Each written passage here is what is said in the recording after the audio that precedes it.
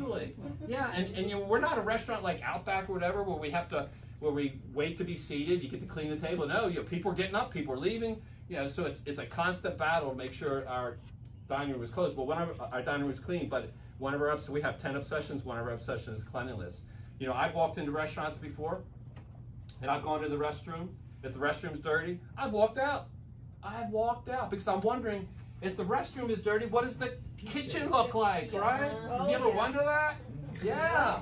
Yeah, so anyway, I sat down and you all remember your first Chick-fil-A sandwich, your first nugget? I mean, I bit into that chicken sandwich. It was hot and fresh. We got to get the food right. We're restaurants, right? We got to get the food right. The food has to be fresh and hot. Those pickles have to be on the bun a certain way, you know. In fact, I even wore my pickle socks today, so yeah, absolutely. Some of you are probably no pickles, right? I bet you there's probably some no pickles in here, but anyway, yeah. So my food was fresh and hot. The waffle fries were the best. It was the best chicken sandwich I've ever had, best fries I've ever had, best lemonade I've ever had. So my whole experience was like a 10 out of 10. And you know, I'm sitting there, right? And the young man that opened the door for me earlier, he comes over. This young man could have been more than 16. He says, "Hey, Mr. Wayne," how he knew my name, I didn't know.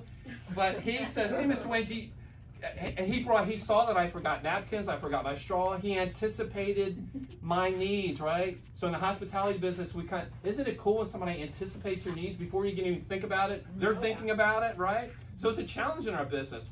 He anticipated my needs, brought some straw and some ketchup and some napkins. And then he says, "Mr. Wayne, did you know that we hand squeeze over 300 pounds of lemons for our lemonade every day?"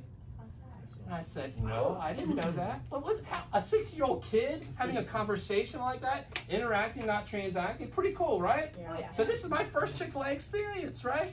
And I couldn't believe it. And then I got up and I thought to myself, you know what? There is no such thing as a clean fast food restroom. So I actually went to the restroom and it was obsessively clean as well. It was amazing. So I'm walking out, and as I'm walking out of the restaurant and I go to the door, what do you think happens? He runs over and opens the door. Yeah, did he shuffle or did he hustle? He hustled. He hustled, yeah. Sense of urgency. Our guests like to see us hustle, right? That high energy, you know. I share with Takai one of our required books that our leaders read is called The Energy Bus. It's a really easy read. It's told in fable form, but it talks about the power of positive energy, enthusiasm, passion on the results of an organization. It's required reading at Chick-fil-A, right? So I left that restaurant and I can't get Chick-fil-A out of my mind, right? And I drive home and I go on the internet that night and I start Googling Chick-fil-A and I find out that it's a restaurant chain that stands for something more than just sales and profits. And you know, 20 years ago, it's pretty amazing. 20 years ago, Chick-fil-A wasn't one of the top 100 restaurant chains in the United States. Isn't that amazing? 20 years ago. Today, it's McDonald's, Starbucks, and who do you think number 3 is? Chick-fil-A. How is that possible when we're closed on Sundays? What in the world? That's a lot of chicken we're selling in 6 days a week, right? Yep. Yeah. Yeah, and we have to keep it together, right? We have to make sure, we like to say that we want to make sure every guest, our mission statement is to relentlessly provide. So relentless is my favorite word. I've looked, Dave, I've looked for a substitute for relentless for 20 years. I haven't found it. I'm sorry. So our mission statement is to relentlessly provide 100% of our guests. So when I'm going over this with leadership team, I'll say 80% of our guests. They'll say, "No, Mr. Wayne, no, 100%. So we look at all of our guests coming into this customer service net, right? And we don't want to have any holes in that net. We got them, right? And how are we going to make sure they remember us, right? Through that great food, through that memorable service. So to relentlessly provide 100% of our guests such an overwhelmingly positive experience that they're compelled to share that experience with their friends and family, right? You want people to come to St. Augustine, have the most amazing experience at the old jail, the trolley ride, and you want them to tell others, right? That's your best marketing. I mean, I know we all do marketing. We have billboards, we have all this stuff, but let's face it. What's your best marketing? Yeah, it's talking, others talking, right? And when they go to your and get some food here, and you know, sometimes it could be before they even take the trolley ride. Maybe first impressions are lasting impressions. Maybe you're the first person that they meet before they even get on the trolley, right? What are they going to remember about? Is it going to be, so one of the things we talk about is making sure our guests have an experience, right? Fast food restaurants, it's transactional, it's in and out, it's fast. Well, we have to be fast. I mean, just a little trivia, so we average about 150 cars an hour at both our restaurants. Just think about that. An hour. Wow. Yeah, 150 cars an hour in both our, so you got to have everything. It's you know, somebody's got to be conducting the orchestra. You know, everybody needs to know their roles. Everybody has to hit their marks and be in their places. And you know, yes, sir. Wait, I have to share a very embarrassing story with you here. You might know this. So it's been a couple of years, but that line down at Nights of Lights used to be famous. You know, this very long line to get on to the trolleys for Nights of Lights, and somebody had asked a question on Facebook about, they were asking about, I don't remember what exactly it was, but it was, they were asking for how to navigate that line down at Nights of Lights. And anyways, a big long, you know, conversation, and someone tagged me, you know, Dave Chatterton, and they said, well, Dave, get Wayne from Chick-fil-A. He'll bring that line out for you right away. Just to come on your efficiency. That's great. I appreciate that, but you guys, you know, I used to work for the railroad, and I know logistics is not easy. And I don't know how y'all do it with keeping your trolleys running on time and, you know, schedule and all that. So you're making it happen. You know, it was kind of funny at the beginning of COVID when we all had to get our shots and all that. We went to the county, Teresa and I went to the county complex, right? And there was this long line, right? And we get up to, and it was the fire chief was there, right? And he said, hey, Wayne, he said, hey, I gotta tell you, he said, when we had our first meeting about putting this together, I instructed my staff to go experience the Chick-fil-A drive-thru and then come back with their notes and tell us what they learned. And he said, basically what you see here is constructed after the Chick-fil-A drive-thru. And it's such an honor and so humbling to hear like the owners of Carrabba's and some of the other restaurants in town tell me, because I know most of the owners of the restaurants, and they say, Wayne, I don't know if you know this, but when we hire new people, we tell them to go to your restaurant and take some notes and then come back and talk to us about what you learned. How humbling is that from a fast food restaurant that that's happening? You know, a vice president of Bank of America a few months ago said that he sent a bunch of people over to just, you know, observe and take notes and come back and talk about what they observed with Chick-fil-A. And we are far from perfect. And if you go to Chick-fil-A enough, you know that we make mistakes. This isn't heaven yet. This isn't perfection we're in, but we work hard. And then when we mess up, we try to literally make lemonade out of lemons. That we follow when we mess up to make sure that we recover that guest, that we overcompensate. If we're missing a small fry, we'll give somebody a large fry and a cookie or something like that. And I'm hoping that you all, when we've messed up your orders, that you feel like you're treated with honor, dignity, respect, because that's really important. When you're doing 150 cars an hour, you know, we try to be perfect, but we're going to mess up. And now we're in all, you know, one of the things about our business is just staying relevant. And so, you know, now we got this huge sales channel we launched about 6 months before COVID hit, and that's our delivery business. So now we have 22 delivery vehicles. Maybe you've seen them around town, right? So you can go on your app now, and if you don't feel like getting up and you just want to continue staying home watching Netflix, you know, yeah. And so I think so. We introduced that. We introduced that 6 months before Netflix. We introduced that 6 months before COVID, and COVID hit. Everybody stayed home and watching Netflix, and then our business just started. We started with one Kia Soul, right, one vehicle. And now we have 20 delivery vehicles. And my thought was, I've seen you know how the gray Amazon vans came out of nowhere and they're everywhere now? I said, I want our Chick-fil-A vehicles to be the same way. Those rolling billboards, kind of like your trolleys are going through town, right? We want that to be the same thing. So you see those rolling billboards all through St. Augustine. So just to make a long story short, with my story, I got home, I Googled Chick-fil-A, and I did all this research. And the more I read about the legacy of Truett Cathy and the humbling beginnings of Chick-fil-A and closed on Sundays, that they stood, there was an organization that stood for something more than just sales and profits. I said, this is really special. And after my experience at that restaurant, so I eventually got on their website, right? And I'm going through the page of their website, and I'm on this one page on their website, and this big red button was on there that says download franchise application. And I'm looking at that red button, and it's looking back at me, and I'm thinking, what in the world? I've been with this Fortune 500 company for 17 years. I love my job, you know? I love my job. I'm not looking to do anything else. But sometimes God has other plans for your life, right? And, you know, I hit that red button, and I download that application. Next morning, I tell Teresa that, hey, I think I'm going to apply for a Chick-fil-A franchise. He said, are you going through a midlife crisis? So, I mean, yeah. And, you know, and I told Teresa on the way over here, I said, you know, I love talking about Chick-fil-A. And it's like, we've had so many conversations, like at dinner. She says, can we talk about something else besides Chick-fil-A? But, you know, my daughters grew up in the restaurant business. They both worked at the restaurant. My youngest daughter actually works for Chick-fil-A headquarters in Atlanta.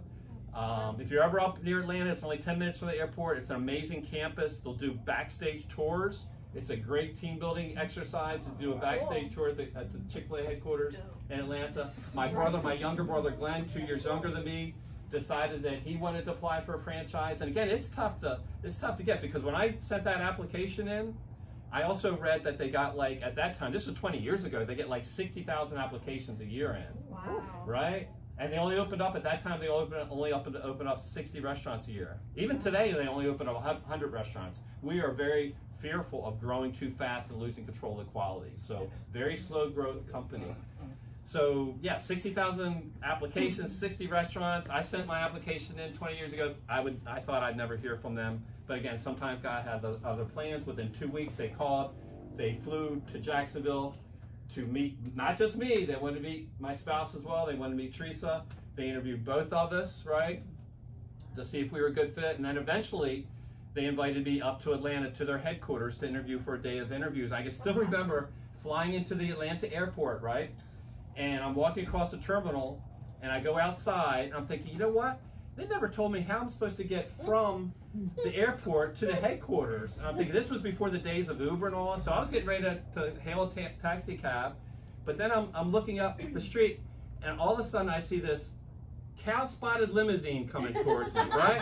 And it says, eat more chicken on the side, right? Wow. And it has my name on it, right? First impressions are lasting impressions. That was my first impression of Chick-fil-A headquarters. And I had such an amazing day of interviews with the executives at Chick-fil-A.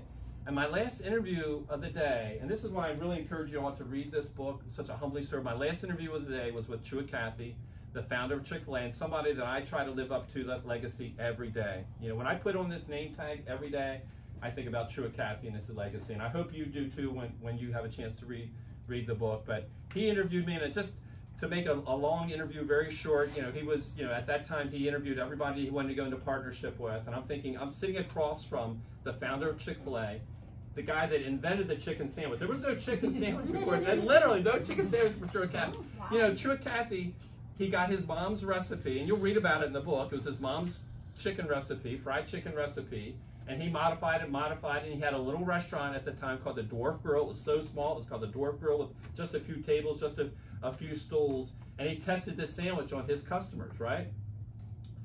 The reason he started using a boneless breasted chicken was because Delta Airline headquarters was right across the street. And at that time, when you actually got food on an airplane, right? Everything back then was about like the legs and the thighs. It was boned-in chicken that everybody was eating. And Delta Airlines was actually considered the boneless part, the breast of the chicken, waste. And they started giving the waste to Truett Cathy for his restaurant, and he started figuring out how to cook it. And that's how the chicken sandwich was invented. Isn't that amazing? You think about that?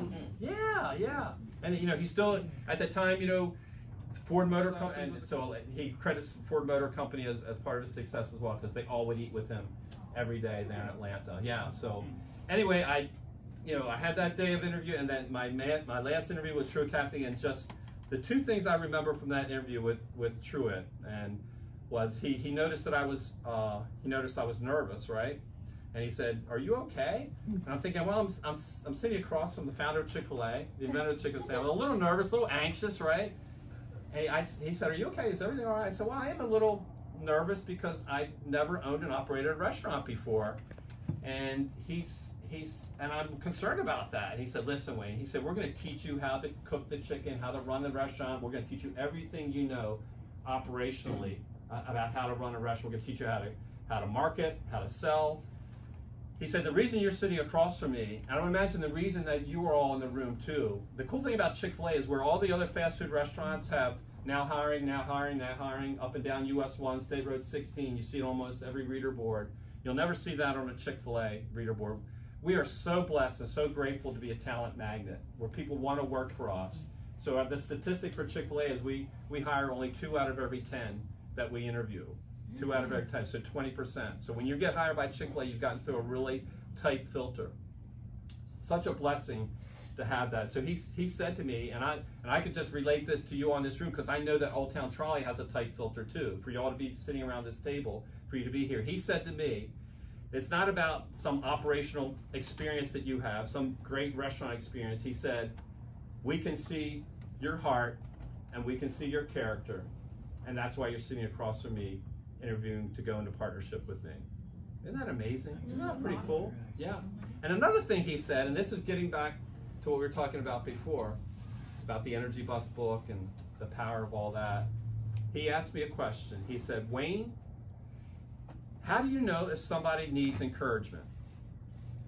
And I sat there and I thought, you know, I don't want to answer wrong to the founder of Chick-fil-A, right? So I said, Mr. Cathy, I'm not sure. How do you know if somebody needs encouragement? And he said, if they're breathing.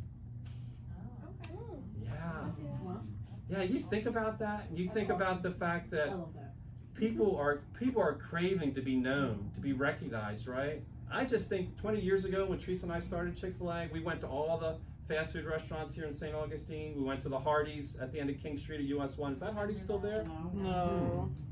Interesting. And then we went to the Long John Silver's next to the Sonny's near the Home Depot. Is that still there? No. Yeah. So we have to stay relevant.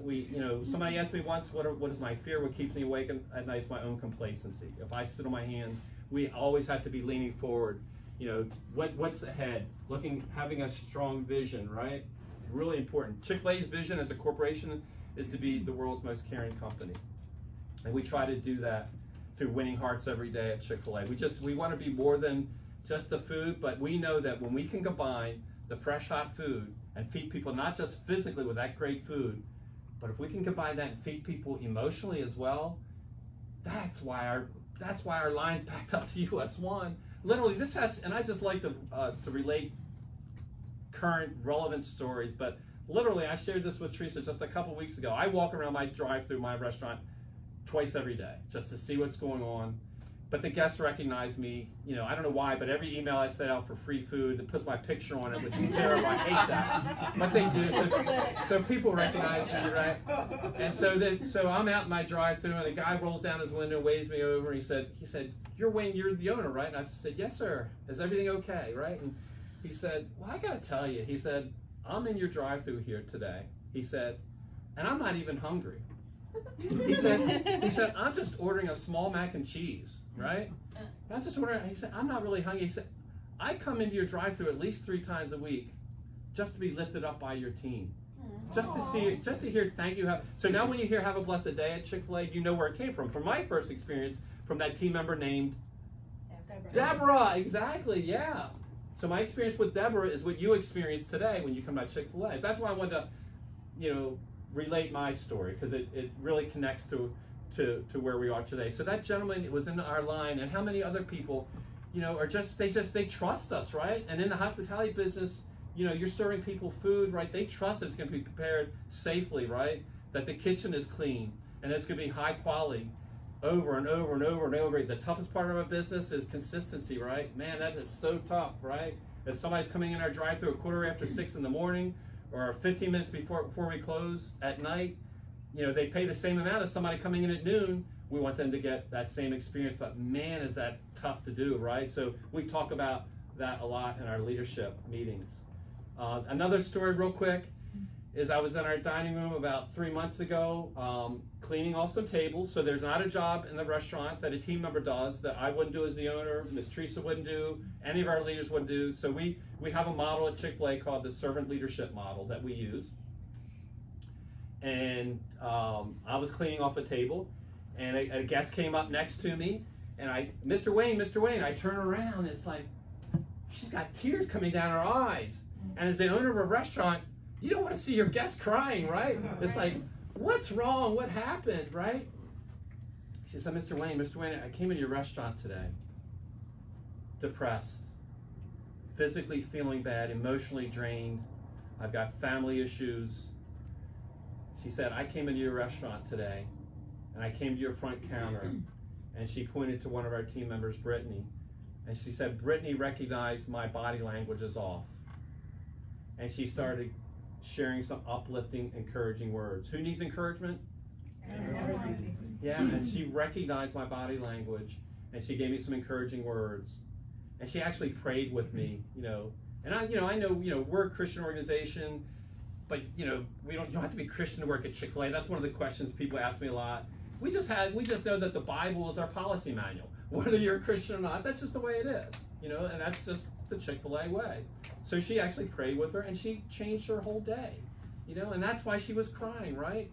She was so compelled. Remember, our mission is compelled to tell others, compelled to share their experience, and she probably shared that experience, right? And literally, 2 hours ago, before I left our Chick-fil-A, I'm in the dining room at our US 1 South store, and a young woman in a military uniform waves me over, right? And she said, you're Mr. Wayne, right? Yeah. You're the owner, right? Yeah. And she said, I got to tell you, compelled to share their experience, right? I got to tell you that I came in here today. She said, I'm from Orlando, and I'm visiting the Guard headquarters is here in St. Augustine. She said, I'm part of the Guard. And it's the first time I came into your restaurant today. She said, but I got to tell you, it's not only the best fast food experience I've ever had, but the best Chick-fil-A experience I've ever had. And I'm a Chick-fil-A connoisseur. She said, number one, your food was amazing, fresh and hot. It was served fast. But she said, you know what? She pointed to a young man, one of our teenagers. She said, that young man over there, when he handed me my food, he said, thank you for your service.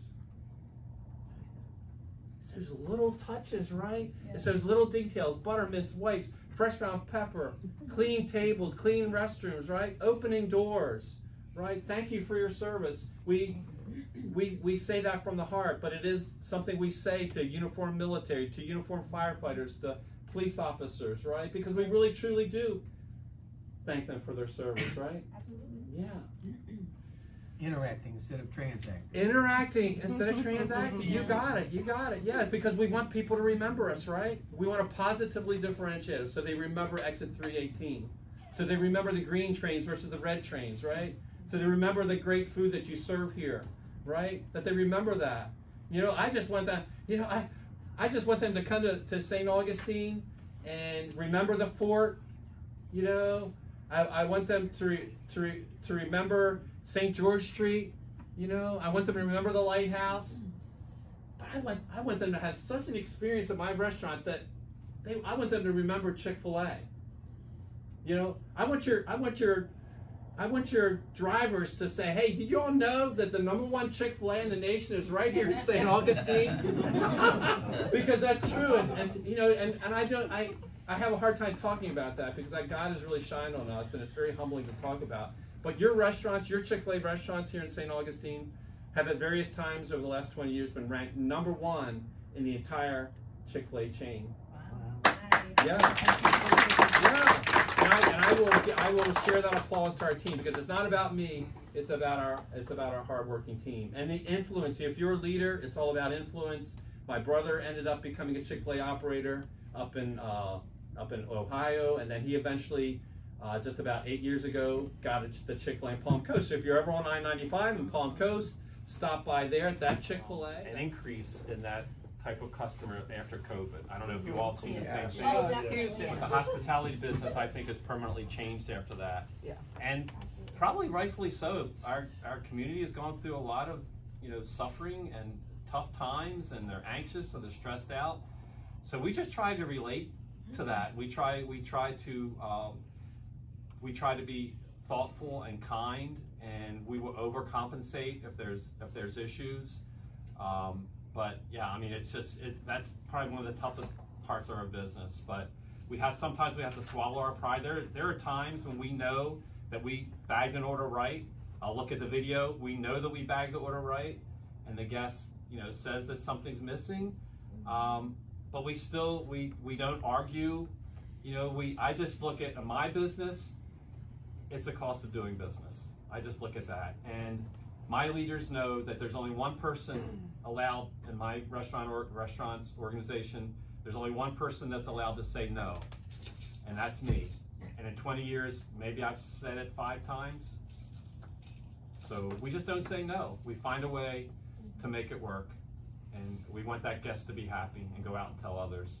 Many times, because I get a lot of calls, and you have to compromise. Yeah. You know, if they want something that's very, very unreasonable, well, ma'am, sir, we can't do this for you, but we can do that. So it's, you know. Yeah, we want a positive outcome. Right. Yeah, great question. One more question, guys? Yes, ma'am. What's your favorite milkshake? Yeah. With the cold Let me just tell you that our most popular milkshake is getting ready to be relaunched. We launch it every year, and we have to wait until we can get the peaches from Georgia. But so the peach milkshake is getting ready. So the timing of you guys getting this coupon is perfect because the peach milkshake is coming back. But my personal favorite is the chocolate milkshake. So yeah. But if you haven't tried our frosted lemonade or frosted, I've had that one. It's delicious. Yeah, There's so a big one that you guys have, and it is bomb. the pepper. So that's our holiday Yes, milkshakes. I love it. So there's certain shakes that we have every year: the peach milkshake in the summer and the peppermint shake at the holidays. Yeah, yeah. Well, big round of applause.